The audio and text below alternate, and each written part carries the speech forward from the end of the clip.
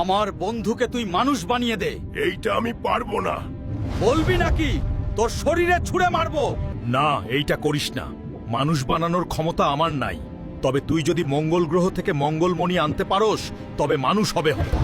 ঠিক আছে, আমি মঙ্গল গ্রহে যাচ্ছি। বন্ধুরা, আমার তোমাদের সাহায্য লাগবে, অবশ্যই পেজটি ফলো করে দাও। পরি বন্ধু, কই তুমি? কি হয়েছে হাল্ক? আমাকে মঙ্গল গৃহে নিয়ে চলো। হালকা বন্ধুও, মঙ্গল গ্রহে কিন্তু অনেক বিপদ। ওইখানে এলিয়েনদের বসবাস হয়, তারা খুবই ভয়ঙ্কর। কিচ্ছু হবে না, তুমি চিন্তা করো না বন্ধু। হালকা বন্ধু, এখানে তো এলিয়েন আবরণ দিয়ে রেখেছে।